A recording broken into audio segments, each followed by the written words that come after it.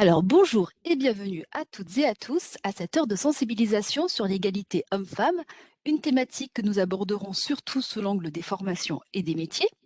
Mais avant de commencer, je vais d'abord me présenter. Je suis donc Andrea Rocha, je suis rédactrice au sein de la mission Proche Orientation à la région Hauts-de-France et je co-anime cette session avec ma collègue Ingrid Solaire que je laisse se présenter.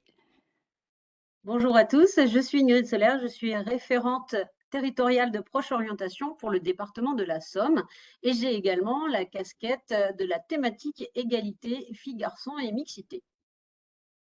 Donc ce webinaire s'inscrit dans le cadre de la journée du 8 mars qui aura donc lieu demain et qui est, comme vous le savez, alors non pas la journée de la femme comme on l'entend souvent, mais la journée internationale des droits des femmes. Et l'objectif aujourd'hui est de vous donner des pistes de réflexion pour vous aider à travailler sur cette thématique avec vos élèves. Donc on va passer à l'annonce du programme pour voir un petit peu donc les thématiques qui vont être abordées ensemble cet après-midi. Nous commencerons par un petit quiz qui nous permettra d'avoir quelques éléments de repère sur ce sujet. Nous découvrirons ensuite le cadre légal qui pose les fondements de l'égalité professionnelle. Après cela, nous définirons quelques notions clés, parce que c'est essentiel pour comprendre de quoi nous parlons. Nous évoquerons ensuite les enjeux qui se trament derrière cette thématique. Nous ferons un état des lieux en matière d'égalité hommes-femmes à l'école, puis dans le milieu professionnel. Et enfin, nous répondrons à la question qui nous intéresse tous, comment agir, afin de vous proposer quelques pistes concrètes d'action. Donc si vous êtes prêts, c'est parti pour le petit quiz. Le voilà. Donc je vous invite maintenant à participer à un quiz vrai-faux, donc de 5 questions, pour tester vos connaissances sur cette thématique. Il faut savoir que ce quiz a été développé par le réseau Canopé, qui est pour rappel un opérateur du ministère de l'Éducation nationale, de la jeunesse et des sports et qui a pour mission de former les enseignants. Donc je vous mets dans le chat le lien de ce quiz afin que vous ayez donc la version complète. Je rétablis le chat. Voilà, normalement, vous avez accès tous au chat. Et je vous mets le lien, hop, si j'arrive à bien le copier. Le voici. Alors, pour chaque question, je vais vous laisser 15 secondes pour répondre par vrai ou par faux. La première question, donc la première affirmation plutôt, est-ce qu'en France, une femme a toujours eu le droit de travailler? Je vous laisse 15 secondes pour y répondre par vrai ou par faux, d'après vous. Donc ne soyez pas timide.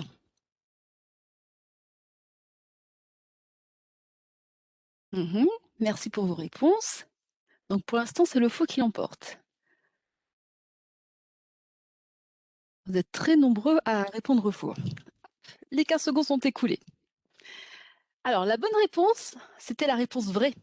Alors en effet, on ne le sait peut-être pas, mais si les femmes étaient sous-représentées dans la population active, elles ont effectivement toujours travaillé. Mais attention, ce n'est que très récemment qu'elles peuvent le faire sans l'accord de leur mari, depuis 1965 plus exactement. Donc c'est quand même assez récent. On va passer à la deuxième affirmation, vrai ou faux. Un grand nombre de stéréotypes sexistes existent dans l'enseignement scolaire. Est-ce que c'est vrai ou est-ce que c'est faux d'après vous? Je vous laisse encore une fois 15 secondes pour y répondre.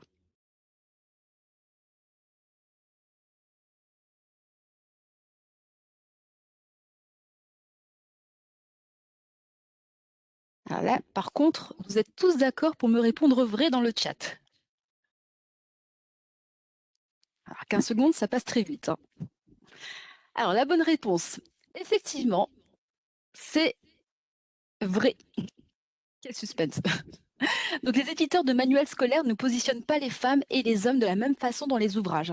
En fait, les femmes sont encore très souvent cantonnées à des rôles secondaires et traditionnels. Et en classe de CP, par exemple, dans les manuels, 67% des sportifs sont représentés par des hommes et 70% des personnages s'occupant des tâches ménagères sont des femmes. De même, dans les manuels de mathématiques de terminale, par exemple, il y a un ratio de 1 personnage féminin pour 5 personnages masculins. Et lorsqu'on se concentre sur les personnages célèbres comme les mathématiciens, mathématiciennes, les scientifiques, les artistes, les femmes ne représentent que 3,2% de ces professions. Alors, quand on sait que les manuels scolaires sont quand même des outils de transmission de savoir et de valeurs, bah forcément, ces représentations s'ancrent dans la tête des élèves et cela va naturellement déboucher sur des stéréotypes. Alors, la prochaine affirmation. Est-ce que c'est vrai ou est-ce que c'est faux?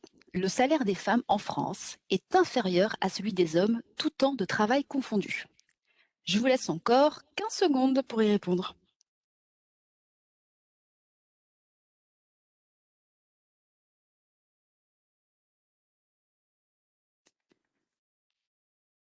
Alors oui, vrai, vrai, vrai encore une fois. C'est fini. Alors, la réponse est vraie, malheureusement. Je pense que c'est une surprise pour personne, hein.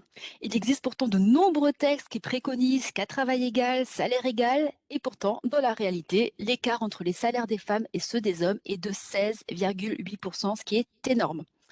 De plus, au cours de sa vie, une femme, elle est souvent amenée à prendre un congé maternité ou alors à s'occuper de ses enfants. C'est ce que veut la société en tout cas. La société attend souvent ça des femmes. D'ailleurs, il faut savoir que le congé paternité a été rallongé de 11 à 25 jours que depuis l'année dernière. Donc ça veut quand même un peu tout dire. Et du coup, bah, cet écart se creuse encore plus en cours de carrière. Alors, avant-dernière question. Toujours vrai ou faux? Les femmes occupent désormais une palette de métiers équivalente à celle des hommes. Est-ce que c'est vrai d'après vous ou est-ce que c'est faux? Je vous laisse 15 secondes. Ça va très vite, attention.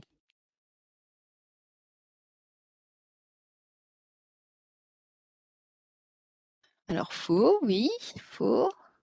Ouais, pour l'instant on a deux faux. Ça y est. Alors la bonne réponse, c'est donc bien faux. Encore aujourd'hui, hein, les femmes, elles ne se concentrent que sur 12 des 87 familles professionnelles. Il faut savoir que 19 familles sont mixtes et 44 familles sont à dominante masculine, contre 24 familles à dominante féminine. Par exemple, 98% pardon, des aides à domicile sont des femmes, 98% des secrétaires sont des femmes, 90% des aides-soignants sont des aides-soignantes, etc. Donc la présence des femmes est très massive dans certains domaines comme le secteur des services, du médical, du paramédical, et moins dans d'autres domaines comme on le verra un peu plus tard dans la présentation. Et enfin, la dernière affirmation, vrai ou faux? Alors si les femmes justement ont des salaires plus faibles que les hommes, c'est parce qu'elles travaillent moins longtemps, souvent à temps partiel, dans des secteurs moins rémunérateurs et à des postes moins exposés. D'après vous, est-ce que c'est vrai ou faux? Est-ce que ça justifie vraiment cet écart de salaire? Je vous laisse 15 secondes. Je suis curieuse de voir vos réponses.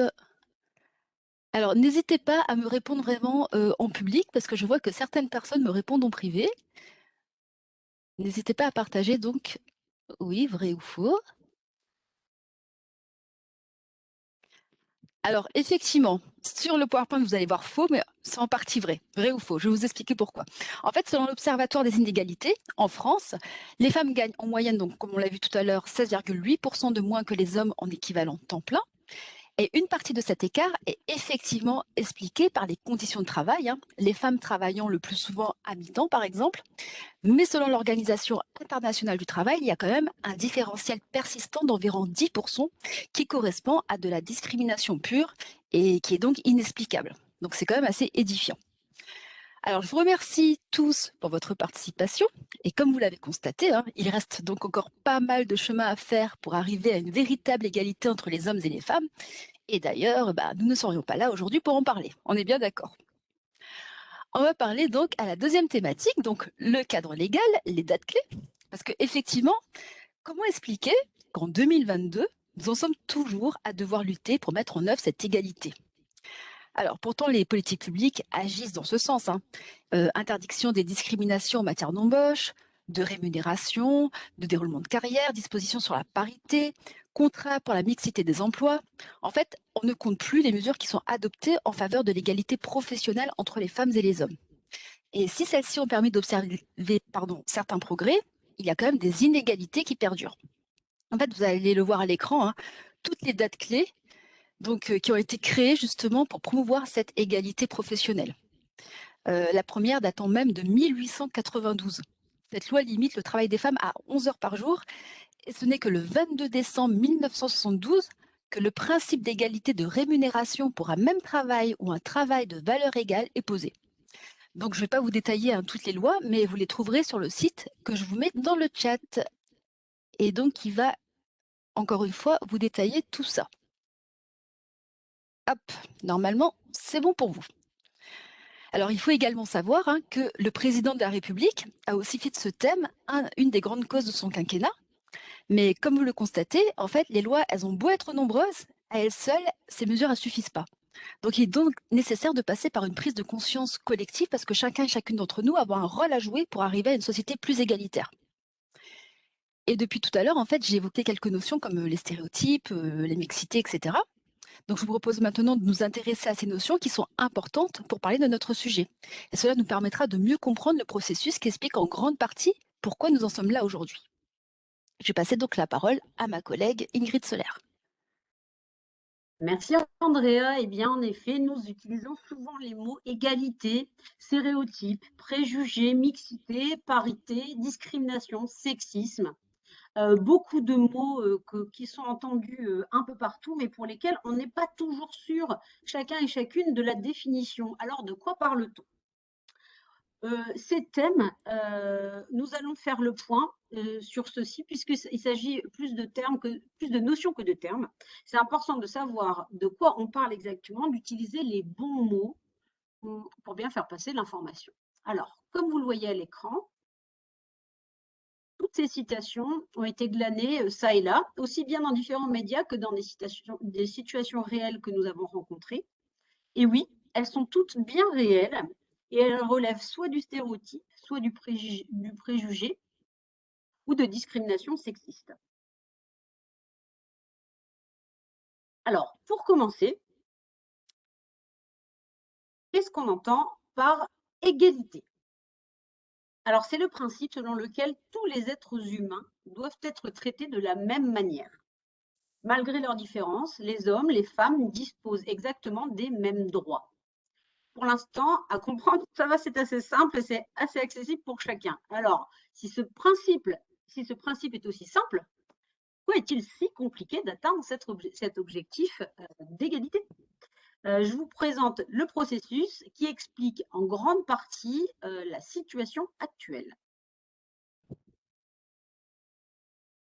Partons du premier mot, qui est le stéréotype. D'après le dictionnaire Larousse, un stéréotype est, je cite, une caractérisation symbolique et schématique d'un groupe qui s'appuie sur des attentes et des jugements de routine. Pour résumer, les stéréotypes permettent donc de simplifier de façon négative ou positive des réalités qu'ils désignent. Le stéréotype, c'est vraiment un moyen de communication rapide qui exprime une idée complexe par une idée simple. Nous utilisons tous ces codes pour échanger entre nous au quotidien. C'est ni bien ni pas bien, c'est une façon très rapide de se faire comprendre des uns et des autres. Nous avons donc tous des stéréotypes, puisque forcément on vit dans un monde qui est complexe, donc ce mécanisme de catégorisation permet de moins fatiguer nos neurones et de communiquer rapidement, mais encore une fois, ils ne sont pas le reflet forcément d'une réalité. Donc, toutes les sociétés, en fait, sont porteuses de stéréotypes, et les stéréotypes sur le genre homme-femme sont particulièrement puissants. Plus concrètement, chacune d'entre nous, nous avons déjà entendu ou nous-mêmes prononcé ce type de phrase. Elle est douce et soignée comme une fille. Ou encore, c'est vraiment un garçon, il a besoin de se défouler. Souvent, on associe aux filles des idées qu'elles seraient fragiles, émotionnelles, passives, vulnérables, douces, etc.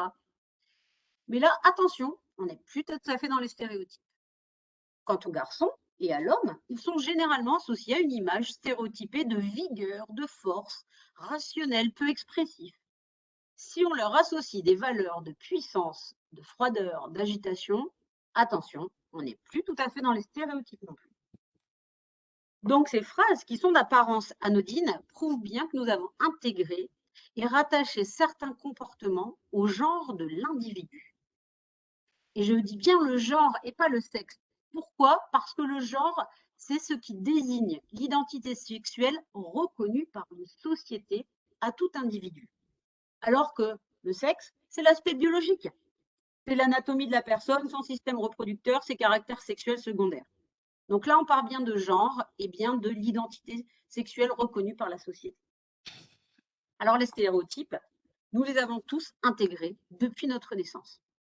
Nous avons même avant, il paraît, déjà in utero. Nous avons été tous influencés par plusieurs facteurs, comme notre famille, les médias, la publicité ou l'école. Tout ça nous a inconsciemment influencés sur la place et le rôle des hommes et des femmes dans notre société. N'est-ce pas, Andrea? Il me semble que tu as une Oui, anecdote. tout à fait, Ingrid. En fait, j'ai une anecdote à ce sujet parce que pas plus tard que la semaine dernière, j'ai une amie qui me confiait que son fils de 5 ans, qui est fan de train, préférait que ce soit son père plutôt que sa mère qui l'aide à monter sa locomotive en Lego parce qu'en fait, elle n'y connaissait rien et qu'elle ne pouvait pas jouer avec lui en tant que conductrice de train car ça n'existait pas. En fait, il n'avait jamais vu de femme dans une locomotive. Et je trouvais que c'était déjà édifiant de voir qu'il avait déjà ce genre de préjugés en fait à son âge. Eh bien, tu soulèves un point important parce que c'est là qu'on comprend que tout se joue déjà dès l'enfance. Car pour être aimé, les enfants ou même les collégiens, les lycéens que vous avez dans vos classes, vont devenir le garçon ou la fille qu'on veut qu'ils soient pour se faire apprécier. Et c'est vrai aussi de leurs amis, pour se faire apprécier de leur groupe social. Ils vont donc apprendre, dès le plus jeune âge, à se tenir, à se vêtir, à se déplacer en fonction de leur genre, à contrôler certaines émotions. Par exemple, entre guillemets, un garçon ne pleure pas, ou à ressentir d'autres émotions ou avoir le droit de les exprimer. Ils vont ainsi apprendre très très tôt en fait à développer plutôt certains goûts et certains intérêts, certains intérêts ou passions, parce qu'ils sont plus conformes au rôle de leur genre. Alors, élément important, les stéréotypes, on a dit, les stéréotypes, on les utilise tous, c'est ni bien ni pas bien, c'est des modes de communication. Cependant, il faut avoir absolument en tête que les stéréotypes ont un vrai impact. C'est-à-dire que l'utilisation de ces clichés stéréotypes influence la prise de décision. Elle influence évidemment vos propres décisions, mais aussi celles des autres autour de vous. Et elle crée aussi une forme d'autocensure. Voilà. Et attention, parce que ces stéréotypes ont influence sur les décisions, alors qu'il n'y a pas de vraies raisons. Ou alors ce sont pour des raisons qui n'en sont pas. Voilà. Voilà ce qu'on peut dire des stéréotypes. Alors, le stéréotype, c'est un peu un effet boule de neige qui continue avec la notion de préjugé. Donc là, le préjugé, pour être très très simple, qu'est-ce que c'est un préjugé? Eh bien, c'est un stéréotype auquel on rajoute un jugement, qu'il soit positif ou négatif, mais bien souvent négatif. Voilà. Donc, un préjugé, stéréotype, c'est le mode de communication auquel on rajoute une opinion, un jugement positif ou négatif. Les préjugés se basent en effet sur le stéréotype. On va juger une personne avant de la connaître parce qu'on l'a identifiée, désignée faisant partie d'un groupe de personnes, plutôt que de se baser sur des faits, des expériences directes. Entre guillemets, les garçons seraient davantage doués dans les matières scientifiques. Les filles n'ont pas assez d'autorité pour encadrer une équipe. Voilà des exemples de préjugés. Les préjugés vont donc découler des attentes concernant la manière dont les personnes devraient se comporter au regard de leur genre. En fait, le préjugé, c'est lié à l'affectif, très souvent. Les mots qui sont utilisés par un individu pourraient être je n'aime pas comme j'aime bien, ou je n'aime pas comme j'aime pas travailler, je le mets toujours entre guillemets, attention, le préjugé. Je n'aime pas travailler avec des femmes parce qu'elles se crêpent toujours le chignon. Ou encore, autre préjugé. Je choisis une femme comme babysitter parce que les femmes, elles ont plus de facilité à aller avec les enfants grâce à leur instinct maternel.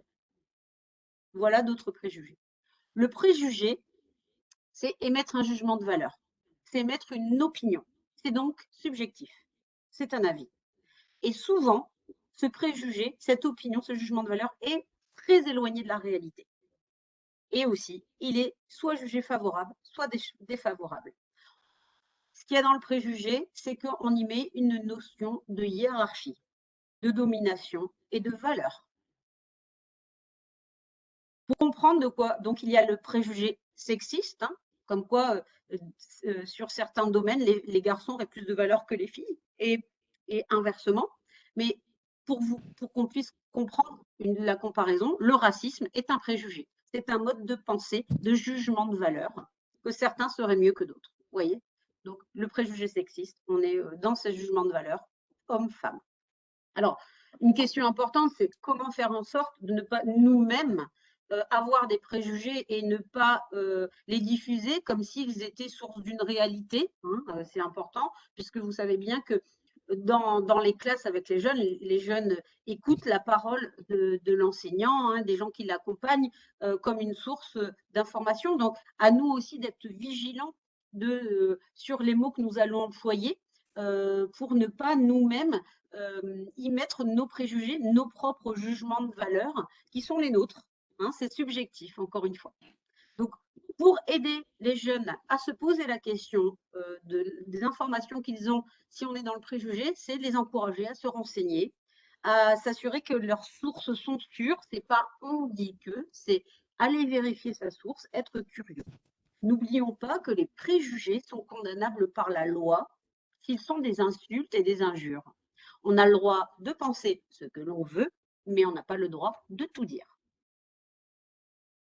Comme vous le constatez, là où le bas blesse, c'est que ces préjugés, eh bien, ils débouchent souvent sur des discriminations, et en l'occurrence, nous on parle des discriminations sexistes. Alors, là, on part sur une nouvelle notion, la notion de discrimination. À la différence, j'en rappelle toujours, le stéréotype, un mode de communication, le préjugé, c'est on y met une notion de jugement de valeur, et la discrimination, on est dans une action. C'est un acte. La discrimination, sa définition, c'est que c'est l'action de traiter différemment un individu, en l'occurrence ici, puisqu'on parle de l'égalité filles-garçons et des inégalités selon son genre. Le mot sexisme, il a été créé par les féministes dans les années 1960 en se calquant sur celui du racisme. C'est donc une idéologie qui repose sur le fait que les femmes seraient inférieures aux hommes, et cela de façon consciente ou inconsciente. Vous l'avez compris, hein, le mot a été créé dans les années 60, mais le phénomène existe depuis bien plus longtemps. Hein, on peut parler de millénaire même. Hein. D'ailleurs, une femme peut très bien elle-même être aussi sexiste hein, envers le genre féminin, entre guillemets. Oh bah, je m'entends mieux avec les hommes parce que les femmes, elles font toujours des histoires. Voilà, une femme peut aussi véhiculer ça. Et on peut toujours démontrer l'absurdité du discours sexiste si on remplace le mot homme ou le mot homme par blanc, le mot femme par noir. Et ça, c'est hyper intéressant quand on n'est pas sûr s'il s'agit de sexisme ou pas. On est un peu dérangé avec une question. Essayons de remplacer le mot homme par blanc et le mot femme par noir. Et là, ça vous choque? Eh bien, si ça vous choque, c'est qu'en effet, on est bien sur une situation qui n'est pas normale de préjugés ou de discrimination. Jusque-là, avec les stéréotypes, les préjugés, on était dans l'ordre du mental, de la cognition. Là, avec la discrimination, le sexisme discriminatoire, on est vraiment dans l'ordre du comportement, on est dans un acte concret. Et là, attention, on est vraiment sur un délit qui est condamné par la loi. Une discrimination, c'est fondé sur un critère prohibé par la loi. C'est un acte et donc c'est condamnable. Donc, en droit, la discrimination, c'est un traitement défavorable qui doit généralement remplir deux conditions cumulatives, être fondé par un critère défini par la loi, donc là, vous avez une liste de critères qui existent, et absolument relever d'une situation visée par la loi. Par exemple, ça doit se passer dans le cas de l'accès à un secteur professionnel, à un emploi, une orientation, un service, un logement, etc. Donc, hyper important de lutter contre les stéréotypes dès le plus jeune âge, puisque si on lutte contre les stéréotypes, on va lutter contre les préjugés, et donc on va, par effet boule de neige, lutter aussi contre les discriminations, et puis on va déconstruire cette discrimination avant même qu'elle ne s'installe. L'une des pistes qui peut être envisagée pour lutter contre cette inégalité, eh bien, c'est la mixité. La mixité, c'est l'acceptation de la cohabitation des hommes et des femmes dans les mêmes espaces sociaux. Et elle peut être vue, cette mixité, comme un moyen vraiment de transformation sociale. En effet, le fait qu'il y ait une répartition équilibrée dans les genres, dans une formation, par exemple, eh bien ça participe à la désexualisation de cette filière. Cette filière, elle n'apparaît plus comme un territoire réservé à tel ou tel genre. Ça ouvre aux autres. La mixité, c'est donc considéré comme une des conditions de l'égalité. Pour terminer, on arrive sur un autre thème qui en découle, c'est le terme de parité.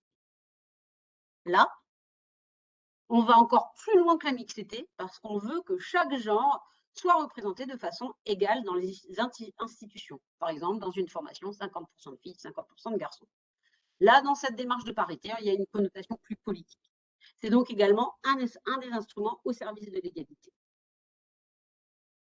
Merci Ingrid. Donc nous allons maintenant passer à la présentation des enjeux, parce qu'une question qui peut paraître bête, mais à laquelle il faut y répondre, c'est quand même pourquoi faut-il œuvrer pour une égalité entre les sexes? Quels sont les enjeux qui se cachent derrière? Alors ils sont importants à différents niveaux. Premièrement, tout simplement parce que l'égalité est quand même l'une des valeurs fondamentales de notre pays. Pour rappel, liberté, égalité, fraternité. Et donc nous devons œuvrer pour aboutir à une société donc plus égalitaire.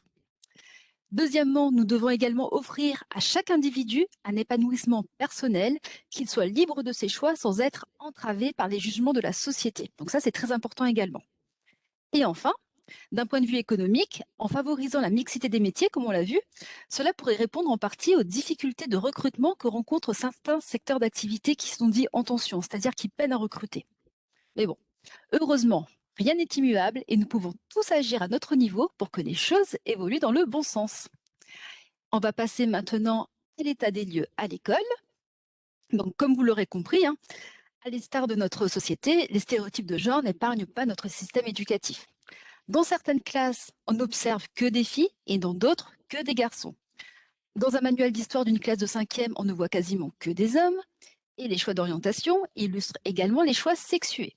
Ainsi, à compétences égales, moins d'une fille sur 20 envisage de faire carrière dans les sciences, les technologies, l'ingénierie contre un garçon sur 5.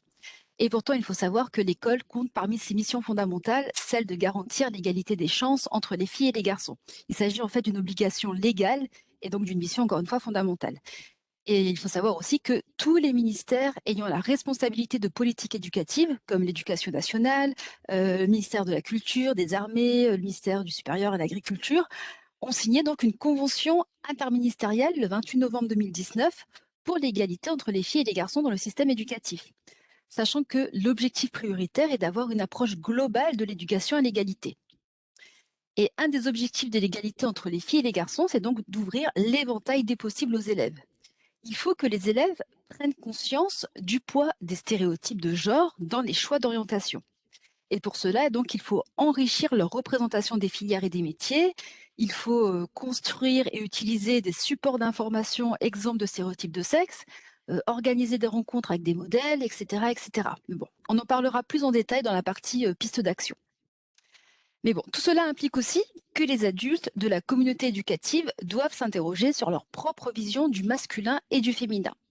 D'après Françoise Vouillot, qui est une enseignante-chercheuse spécialisée sur les questions du genre et de l'orientation scolaire et professionnelle, pour un grand nombre d'élèves, de parents, d'enseignants et même de psychologues de l'éducation nationale, la division sexuée de l'orientation ne pose pas de problème parce qu'en fait, elle est vue comme une expression normale des différences de sexe.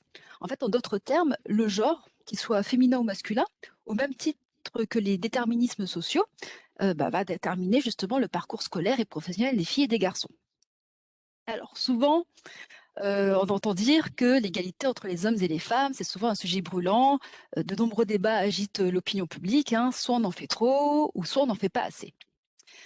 Mais on va se fier plutôt aux chiffres qui témoignent de la réalité et qui devraient nous interpeller. Donc nous sommes basés sur le rapport L'égalité filles-garçons à l'école dans les Hauts-de-France 2021-2022, qui a été réalisé conjointement par les rectorats de Lille et d'Amiens. Alors, j'ai pas pu trouver le lien direct pour vous le mettre dans le chat. Par contre, si vous copiez le titre donc, de ce rapport, par exemple sur un moteur de recherche comme Google, il devrait apparaître en première position. Hop, voilà, merci Ingrid. Du coup, je le remets aussi, comme ça on est sûr qu'il le voit bien. Et puis, comme nous aimons bien les jeux rétro chez Proche Orientation, je vous propose de jouer au juste prix, ou plutôt au juste pourcentage. Et donc, je vous invite maintenant à répondre encore une fois à chacune des questions que je vais vous poser dans le chat, hein, et elles concernent en fait les choix d'orientation des filles du collège jusqu'aux études supérieures. Et encore une fois, qui est basé sur ce fameux rapport. Donc, si vous êtes prêts, on va passer à la partie collège. Alors, au collège, d'après vous, quel est le pourcentage de filles s'orientant vers la voie générale et technologique à l'issue de la classe de troisième? Alors, pour info, en 2020 dans notre région, je vous laisse 15 secondes pour y répondre. Alors, il n'y a pas de cadeau à gagner, hein, je préfère vous le dire. Hop, alors 70, 65, OK. Je vous laisse encore répondre quelques secondes. 10, d'accord. Ah, les 15 secondes sont écoulées, donc on va avoir la réponse qui va s'afficher. Il faut savoir qu'elles sont 71,7% à choisir la voie générale et technologique à l'issue de la classe de troisième, du coup, contre 60,5% pour les garçons. Et il faut également savoir que les filles réussissent mieux et obtiennent plus de mentions au diplôme national de brevet. Alors, on peut plus tricher, hein, pas 90, trop tard, ça a été dit. Donc bravo à tous parce que vous avez quand même, vous êtes plutôt proche de la bonne réponse, hein, pour la plupart. Très bien. Alors, deuxième question, on va s'intéresser maintenant à la voie professionnelle. Alors, toujours d'après vous, quelle est la part de filles inscrites dans le domaine de la production en 2020 dans notre région? Alors, pour rappel, hein, c'est un secteur qui regroupe tout ce qui est agroalimentaire, bâtiment, mécanique, électricité électronique, etc. Je vous laisse à nouveau 15 secondes pour y répondre.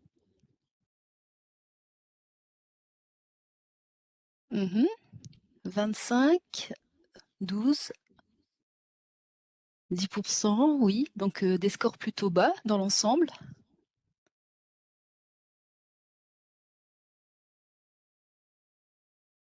OK, hop, et ben ça s'est arrêté. Alors deuxième question, alors la même question, dans le domaine des services, quelle est la part de filles donc inscrites dans le domaine des services toujours en 2020 dans notre région? J'attends à nouveau vos réponses.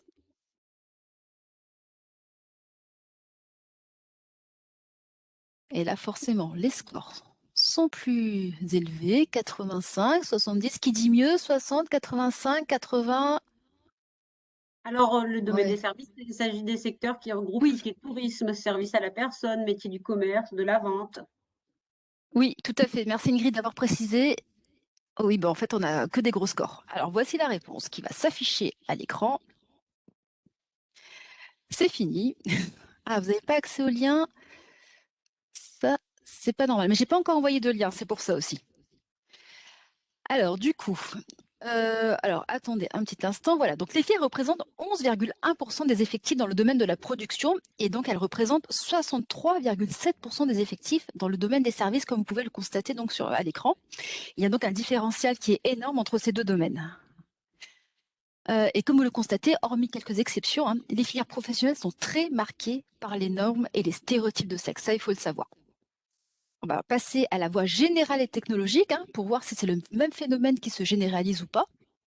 Même question. Alors, d'après vous, dans la filière technologique, quelle est la part de filles dans notre région qui, en 2020, étaient en terminale ST2S, donc en sciences et technologies de la santé et du social? Pour rappel, cette filière, elle forme des professionnels donc, dans le domaine de la santé et du social, comme on l'a dit, les infirmiers, les pédicures podologues, les éducateurs spécialisés, etc. Donc, je vous laisse 10 secondes pour y répondre. Là encore, on est encore sur des chiffres assez élevés, hein, de l'ordre de 80, 85, je vois, 80, 85, 75, 85%. Oui, donc de gros chiffres, ça confirme bien la tendance générale des réponses. Ça y est, c'est fini. Merci pour votre participation. Et j'ai passé à la deuxième question. Je vous donnerai la réponse juste après, vous inquiétez pas, hein. Quelle est la part de filles donc, de notre région qui, en 2020, étaient aussi en terminale, mais en STI 2D, c'est-à-dire en sciences et technologies de l'industrie? Et pour rappel, cette filière forme au métier de technicien ou d'ingénieur dans les domaines de l'électrotechnique, de l'informatique, de la mécanique, etc. Ah, 50% quand même, oui, 25, 10, 10%, 25, 20, 15. Oui, donc là, on arrive à des petits chiffres, en tout cas beaucoup plus petits que ceux qu'on a vus tout à l'heure. Mais vous allez vous douter forcément de la réponse, du coup, même 5%. Mhm. Ah, ça y est, le timer est terminé, donc je vous laisse apprécier le résultat à l'écran. Et oui, les filles sont majoritairement présentes dans la filière ST2S quand même avec une part de 82,7%. Et elles ne représentent que 6,4% des effectifs en STI2D. Donc bravo à Julia qui a été quand même le plus proche de la bonne réponse. Alors donc vous avez bien remarqué que ces données suivent la même tendance que la voie professionnelle, à savoir que les filles sont surtout présentes dans le domaine des services. Et concernant la voie générale, hein, au niveau du choix des enseignements de spécialité, une note de l'ADEP, donc la Direction de l'évaluation de la prospective et de la performance de novembre 2020, montre que près de 9 élèves sur 10 ayant choisi les spécialités mathématiques et sciences de l'ingénieur ou encore mathématiques et numériques et sciences informatiques sont des garçons. Et la doublette mathématiques et physique demeure aussi largement masculine avec 64% des effectifs. Et à l'inverse, plus de 8 élèves sur 10 ayant choisi humanité, langue, littérature et cultures étrangères, ou encore humanité et sciences économiques et sociales sont des filles. Donc c'est quand même assez édifiant. Je vous mets dans le chat, j'espère que vous aurez accès au lien, donc cet article qui parle du choix des spécialités. Donc j'espère que ça fonctionne de votre côté. Donc on va passer maintenant à l'enseignement supérieur. Toujours la question, quels sont les 3 premiers domaines où les filles sont surreprésentées à l'université? Donc vous les voyez toutes apparaître à l'écran. Vous pouvez donc répondre sur le chat, sachant que là, ça va prendre un peu plus de temps parce que pour noter les 3 domaines, c'est beaucoup plus long que mettre juste un chiffre. Donc je vous laisse 30 secondes cette fois-ci pour y répondre. Alors langue, est-ce que vous avez oui, langue, santé, OK. Est-ce que vous avez d'autres idées? Mmh. Alors, sciences humaines qui reviennent 2 fois aussi, les langues qui reviennent très souvent, la santé également, les sciences humaines, oui, le droit. Je reçois aussi des messages en privé. Ah, c'est super parce que vous participez vraiment très bien. Sciences humaines, encore une fois, les langues, oui, tout à fait, oui. Bizarrement, je n'ai pas d'autres choix, enfin d'autres réponses.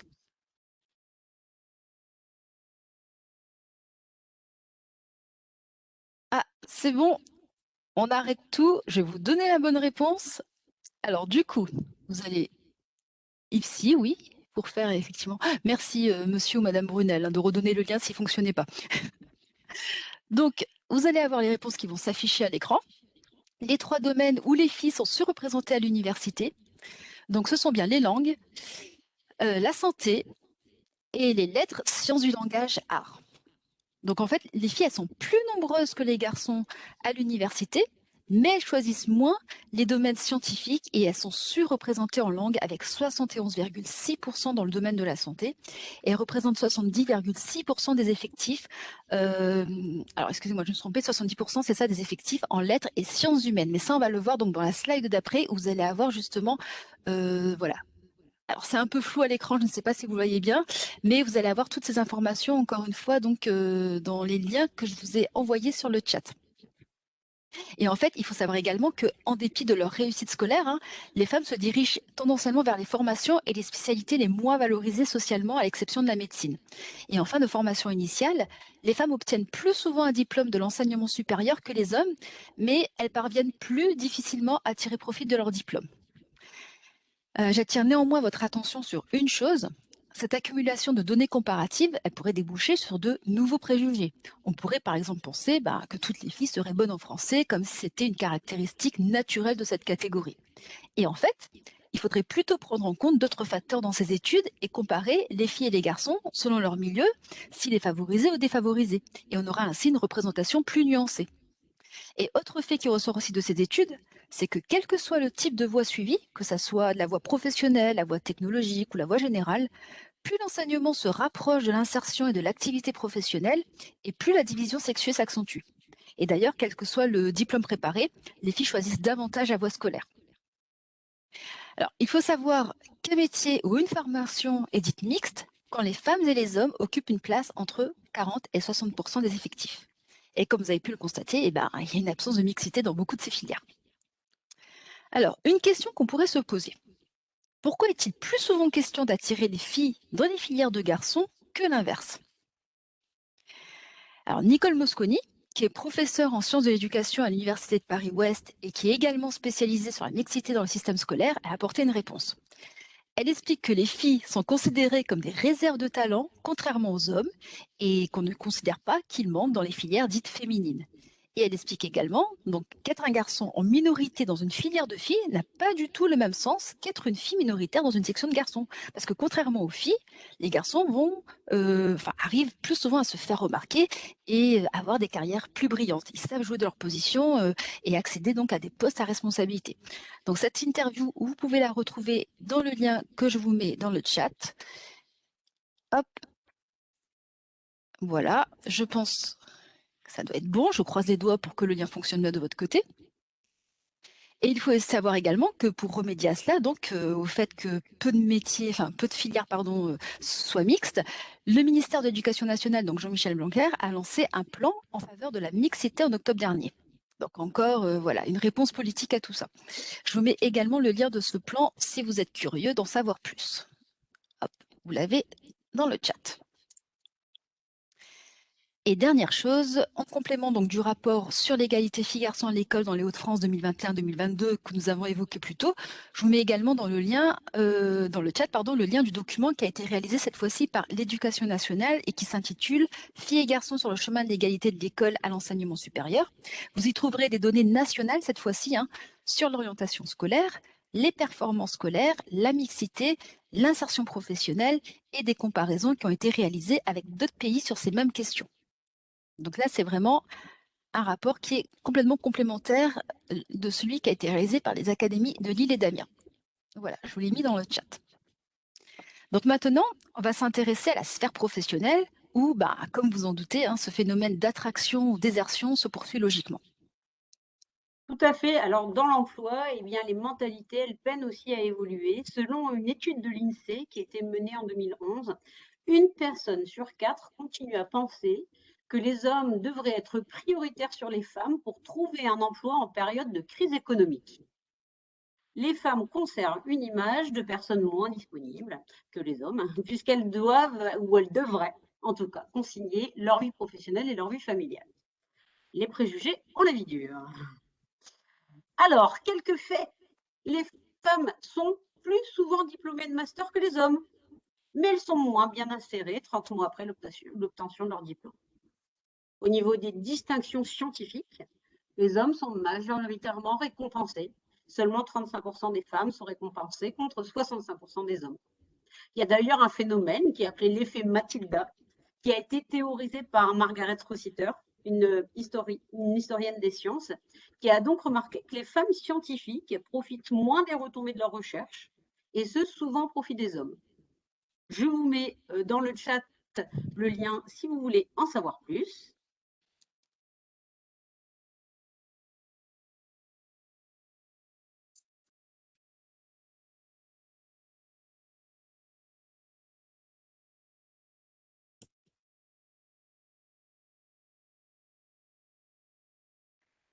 Ah, alors, un petit problème de son de mon côté. Je ne sais pas si c'est le cas pour vous aussi. Je t'entends plus, Ingrid. Je ne sais pas Ah, si... là c'est revenu. Oui, c'est bon, c'est revenu pour moi. C'est revenu. Ok. Je ne sais pas où, du coup, à partir de où, jusqu'où vous m'entendiez encore. On t'a entendu pour les distinctions scientifiques. Ok, très bien. Voilà. Alors, autre phénomène qui est curieux, je vais prendre l'exemple des études dans le domaine de la culture. Les femmes représentent les 2 tiers des étudiants de l'enseignement supérieur dans le domaine de la culture. Mais par contre, si on regarde en emploi, elles ne représentent seulement que 4 personnes sur 10 dans les postes occupés dans les professions culturelles. Voilà. Alors, nous avons évoqué plus tôt la mixité, qui apparaît comme une des solutions qui pourrait répondre à la problématique des métiers en tension. Et ces métiers en tension qui peinent du coup à recruter. Donc, utilisons la mixité peut-être comme un levier pour donner envie aux jeunes de se diriger, pour ceux qui le souhaitent, dans ces filières. Alors, dans notre région, pour rappel, voici les secteurs qui sont en tension. Alors, par ordre, on a l'agriculture, la pêche, l'artisanat d'art avec les métiers couture, stylisme, bijouterie, ferronnerie d'art, etc. Beaucoup de métiers d'art et de luxe. Le domaine de banque assurance, la comptabilité, la gestion, la construction, bâtiments, travaux publics, la maintenance industrielle et l'industrie aussi de manière plus générale. Mais santé, sociale, service à la collectivité, à la personne et transport logistique sont les branches les branches sont le plus en tension. Alors, ces secteurs qui sont en tension dans notre région, ils correspondent aussi, dans la réalité, à un espèce de manque de mixité qu'on constate, mais également sur le plan national. Alors, attention, on n'est pas en train de dire que ces secteurs sont en tension uniquement parce qu'ils ne sont pas mixtes, hein, mais que la mixité peut être une des réponses qu'on peut apporter à cette problématique de recrutement de ces filières. Donc, hormis le domaine de l'artisanat qui comporte 46% de femmes et où donc la mixité est respectée, voire qui se rapproche le plus de la parité, quelques exemples viennent confirmer cette analogie entre métiers peu mixtes et métiers en tension. Quelques exemples. 24% d'agriculteurs, alors 24% de femmes chez les agriculteurs, éleveurs, sylviculteurs, bûcherons, seulement 24% sont des femmes et seulement 3% des ouvriers qualifiés de travaux publics sont des femmes. À l'inverse, on retrouve 73% de femmes dans les professions paramédicales et 77% des employés de banque et assurance sont des femmes. Donc vous voyez à l'écran que ces secteurs sont très peu mixtes et, en même temps figurent parmi les secteurs qui sont en tension. Alors, vous pouvez vous amuser à regarder, si vous le souhaitez, les statistiques sur le site de la DARES et je vous mets tout de suite le lien dans le chat. Hop.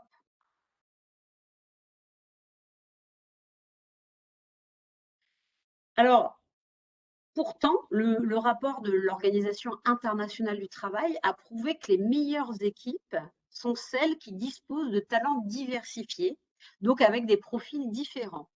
Encore une fois, je vous mets dans le chat le lien de ce rapport qui peut être intéressant. J'ai mis une Ah bah grid, super, c'est bon. très bien, merci.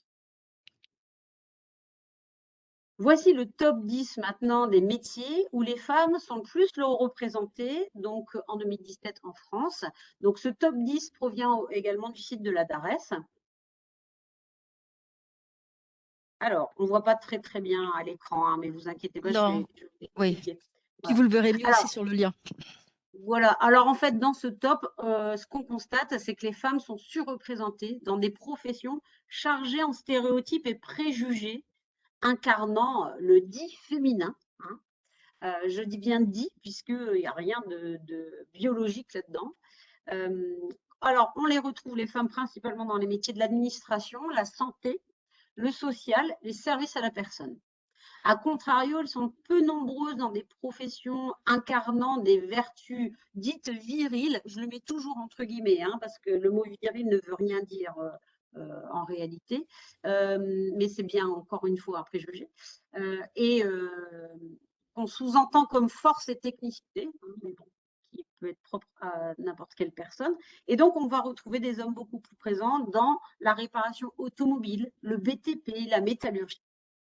Alors, ce qu'on peut observer sur cet affichage, c'est également que les stéréotypes donc, engendrent des comportements d'autocensure. C'est une des raisons pour lesquelles les filles n'y vont pas. Je ne vais pas postuler un emploi de direction parce qu'en tant que femme, je ne me sens pas certaine d'être capable. Voilà. C'est exactement le même processus qui se produit lorsque les jeunes filles ne s'autorisent pas à suivre une filière scientifique, alors que leurs notes le permettent et sont même très souvent supérieures à celles des garçons. Voilà. Alors, tout ça se confirme dans les chiffres. Les hommes sont plus nombreux dans la catégorie cadre et professions intellectuelles intermédiaires.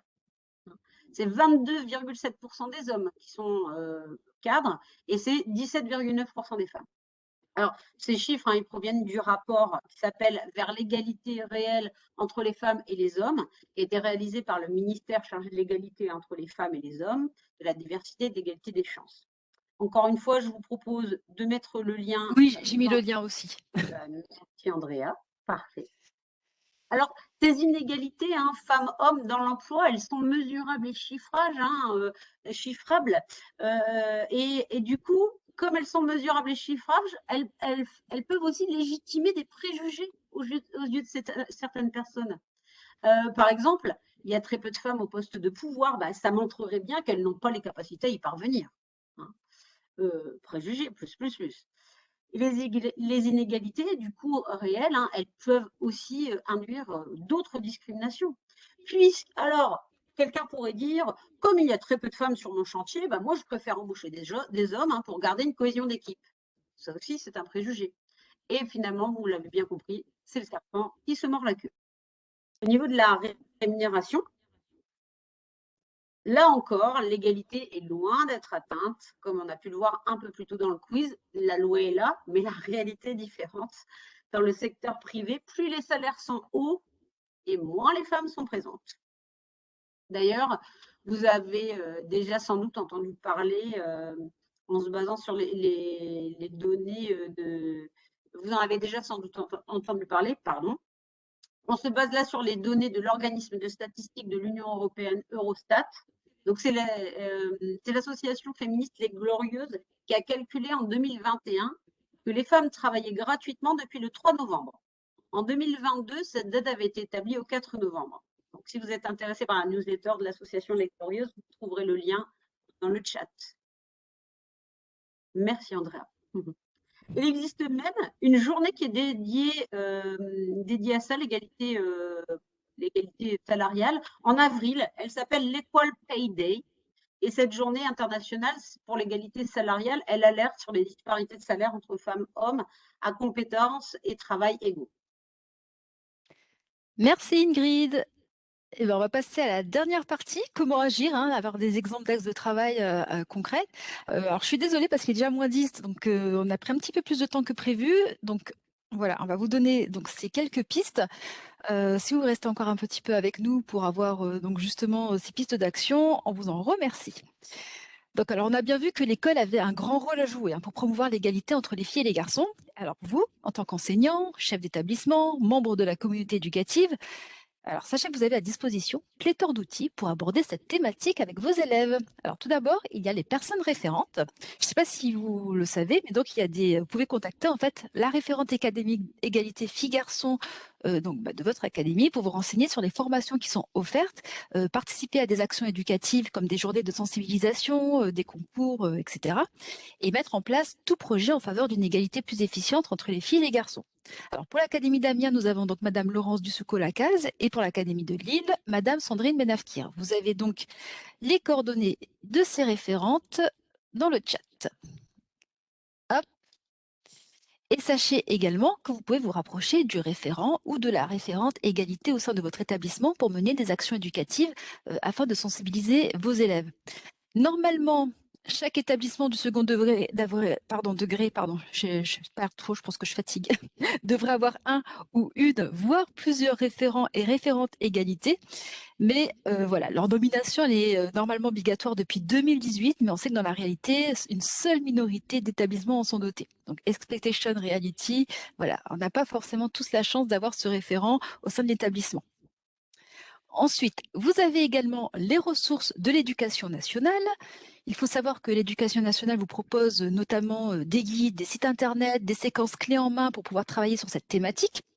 Vous avez notamment l'ONICEP, hein, qui est un opérateur de l'éducation nationale et de l'enseignement supérieur, qui met donc à disposition des membres de la communauté éducative des ressources pédagogiques sur cette thématique. Et elles sont toutes accessibles sur le site www.onicep.fr, rubrique équipe éducative. Donc je vous mets encore une fois le lien dans le chat. Hop, voilà. Donc, un exemple concret, vous avez par exemple la piste pédagogique téléchargeable clé en main intitulée « Qui parle de son métier ?» Est-ce que c'est un homme ou est-ce que c'est une femme? Et l'objectif de cette séquence va être de faire prendre conscience aux élèves de leurs propres stéréotypes et donc d'amorcer un processus de changement. Donc, tout est indiqué sur cette fiche, hein. Vous avez toutes les modalités pratiques, comme le fait que cette fiche s'adresse à la fois aux collégiens et aux lycéens, qu'elle se déroule en salle de cours au CDI, qu'elle se déroule en 2 sessions d'1 heure. Donc, elle comporte également un questionnaire élève et une fiche professeur. Et donc, tout le déroulé de la séance est décrit dans le détail. Et vous avez toutes les réponses dans la fiche professeur. Et donc, toutes les autres fiches sont bâties sur le même modèle.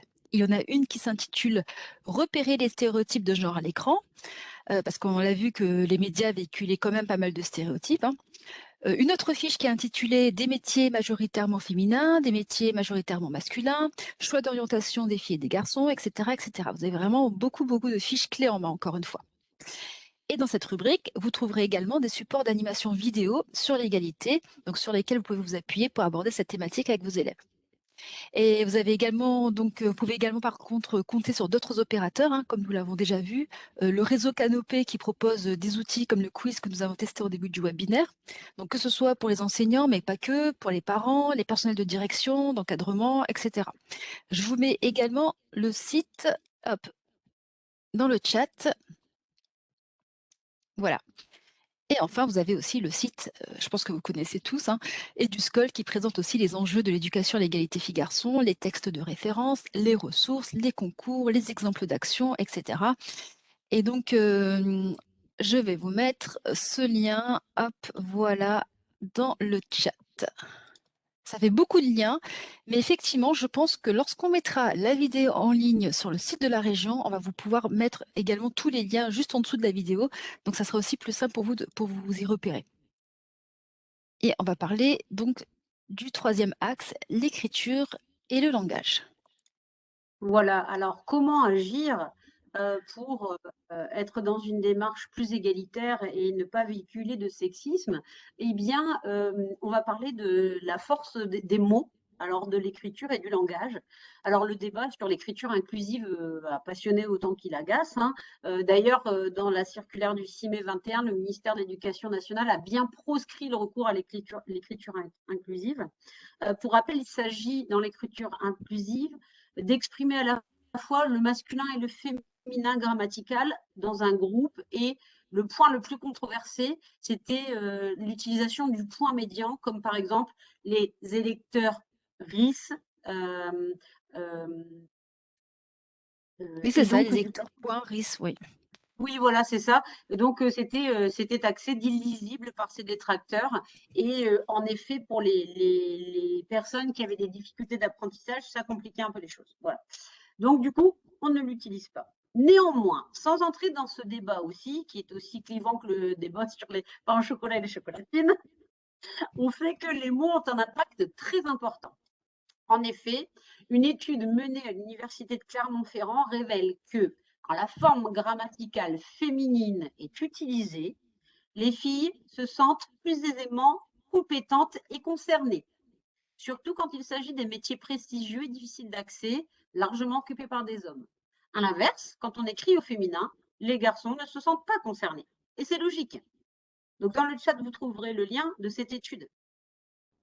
Alors du coup, en tant qu'enseignant ou enseignante ou membre de l'équipe éducative, vous pouvez donc faire en sorte d'inclure le plus possible les femmes et les hommes, hein, dans votre discours. Alors plus souvent les hommes, parce qu'on est souvent au masculin grammatical. Mais par exemple, quand vous parlez des métiers, de l'orientation, utilisez aussi les métiers, les fonctions au féminin grammatical dans le choix de vos exemples. Quand vous parlez d'un conducteur, conducteur routier, conducteur et conductrice, quand vous parlez d'infirmière, souvent, eh bien non, infirmière et infirmier. Voilà.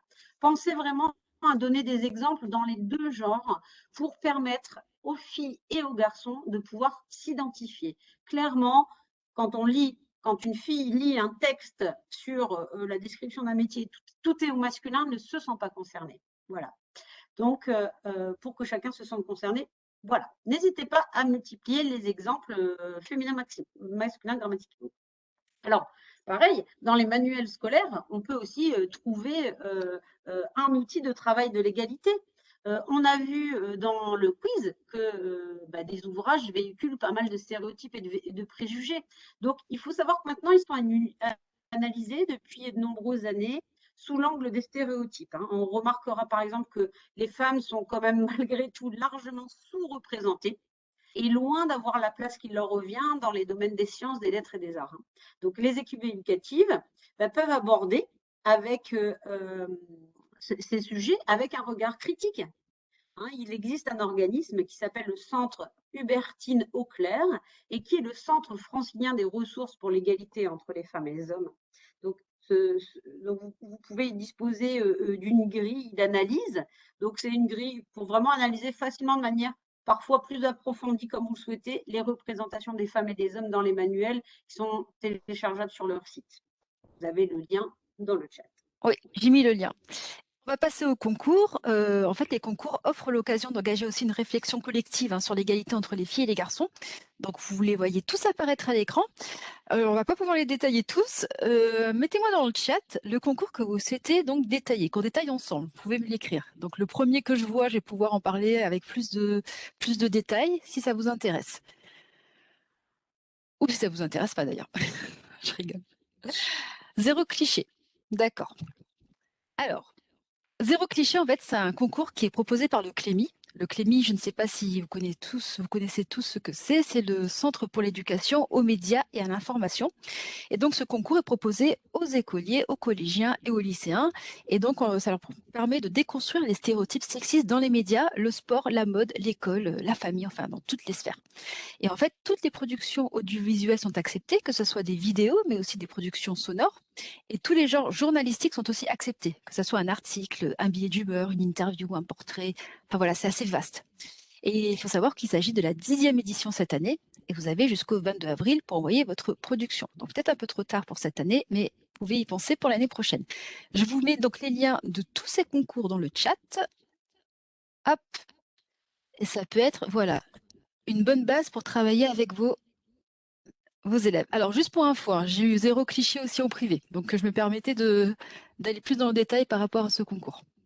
Et on peut passer maintenant aussi aux associations et aux événements en région. Tout à fait. Vous pouvez également, pour mener des actions en faveur de l'égalité et de la mixité, vous pouvez faire appel à des associations qui interviennent en milieu scolaire pour promouvoir les études, l'orientation et les métiers scientifiques et techniques, etc., auprès des filles, par exemple. Comme nous l'avons vu précédemment, ce sont des domaines où les filles sont sous-représentées. Donc, vous pouvez également faire participer vos classes à des événements en région, comme le Girls' Day. Donc, vous les voyez à l'écran.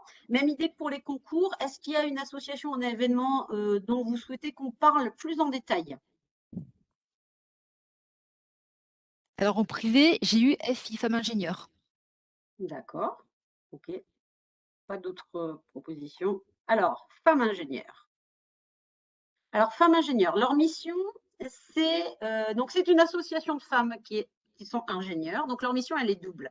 C'est à la fois celle de promouvoir le métier d'ingénieur auprès des jeunes filles dans le monde de l'éducation nationale et de l'enseignement supérieur. Donc, avec un objectif de promouvoir les femmes ingénieures et scientifiques dans le monde du travail. Donc, en 2017-2018, l'association elle est à la rencontre de plus de 17 000 élèves partout en France. Donc, ce sont des femmes ingénieures qui partagent leur expérience comme nos ambassadeurs, ambassadrices de proche orientation et qui répondent aux questions des jeunes filles sur un temps dédié.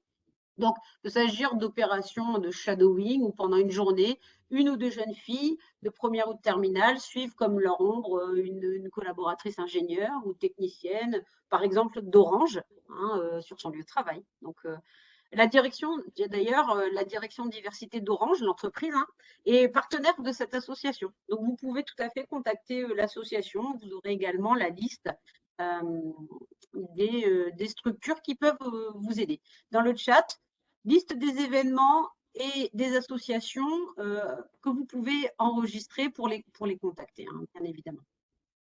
Alors, il y a en effet plein d'acteurs qui se mobilisent sur la thématique. Sachez que la région aussi, la région Hauts-de-France, vous accompagne dans cette thématique et vous propose des rencontres avec des ambassadeurs, donc de proche orientation. Rien de tel que rencontrer des professionnels, quel que soit le lieu, la structure par laquelle elle a été mobilisée, mais rencontrer des professionnels dans un métier dit genré, rien de tel que rencontrer un professionnel pour casser les préjugés. Voilà. Ces rencontres participent vraiment à élargir la représentation des métiers des élèves. Et pour cela, la région de France, du coup, propose aux établissements du territoire de faire intervenir un ambassadeur ou une ambassadrice des métiers pour venir parler de sa profession auprès des jeunes. Donc, sur le site de procheorientation.fr, vous allez pouvoir retrouver les ambassadeurs métiers qui sont disponibles pour rencontrer vos élèves dans les établissements, avec un accès à l'agenda, à une messagerie intégrée pour prendre rapidement contact avec les professionnels.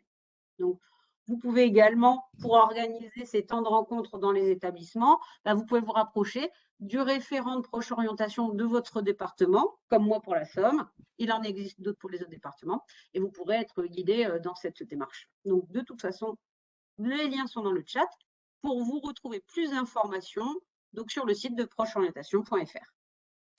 Et nous passons maintenant au stage. Alors, je ne sais pas si vous êtes au courant également, mais la région Hauts-de-France propose une convention de stage spécifique qui permet aux jeunes de réaliser des stages de découverte des métiers pendant les vacances scolaires. Donc, en fait, c'est l'occasion aussi de mieux connaître une profession et de découvrir concrètement sur le terrain le quotidien d'un métier. Les horaires, la vie de l'entreprise, les outils et les matériaux utilisés, l'organisation et les conditions de travail. Et comme ça, le jeune peut se rendre compte qu'un métier peut être exercé par les deux genres. Donc, vous trouverez toutes les infos dans le lien que nous mettons dans le chat. Vous trouverez également une foire aux questions, le mode d'emploi de la convention de stage et bien sûr la convention de stage en elle-même. Je vous mets le lien. Pour compléter sur les stages, mais rien de mieux que d'aller l'expérimenter par soi-même pour faire tomber les préjugés et l'autocensure, clairement. Voilà. Autre outil Tout à mis à fait. votre disposition, c'est l'appel à projet de la région Hauts-de-France et Proche Orientation. Donc là, ce sont des appels à projets qui sont à destination des établissements scolaires et CFA pour soutenir des projets qui favorisent l'employabilité des jeunes et les actions d'information sur les métiers et les formations. Donc, nous encourageons les établissements à proposer des actions qui favorisent la question de l'égalité et de la mixité dans les choix de métiers et dans les choix d'orientation. Et enfin, le dernier point, la chaîne YouTube de la région. En fait, elle héberge des vidéos de portraits de femmes exerçant des métiers qui sont habituellement exercés par des hommes.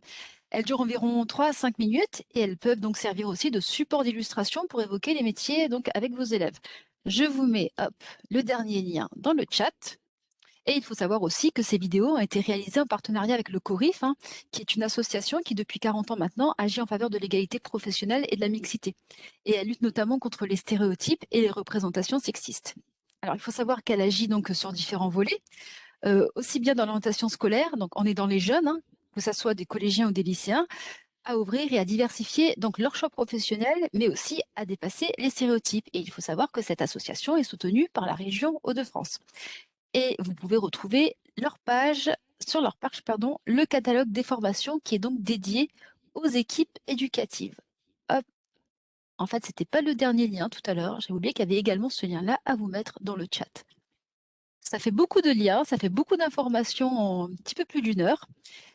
Si vous voulez recevoir tous les liens qu'on vous a mis, que vous n'avez pas pu tout noter, il n'y a pas de souci. Vous envoyez également un mail à procheorientation, tout attaché, @hautefrance.fr. Et comme ça, on va pouvoir justement vous envoyer ces mails et vous dire un peu plus justement sur les différentes pistes d'action qu'on vous a mentionnées dans ce webinaire. Eh bien, je te remercie Ingrid pour cette co-animation Eh bien, et je avec vous plaisir. remercie. Je voulais juste un petit Oui, mot de la fin. Rappelez-vous que nous sommes tous des acteurs de l'égalité et de la mixité. Soignons les mots que nous utilisons, favorisons un vocabulaire masculin-féminin grammatical pour que tout le monde puisse s'y projeter. Je pense que c'est important. Merci. tout à fait. On espère qu'en tout cas que cette heure de sensibilisation vous aura satisfait et que vous aurez trouvé quelques éléments de réponse sur le traitement de cette thématique qui est quand même très riche et complexe.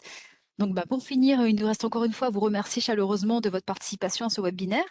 Et puis, je vous libère, et puis je vous souhaite une très belle après-midi. Je vous dis à bientôt pour d'autres webinaires.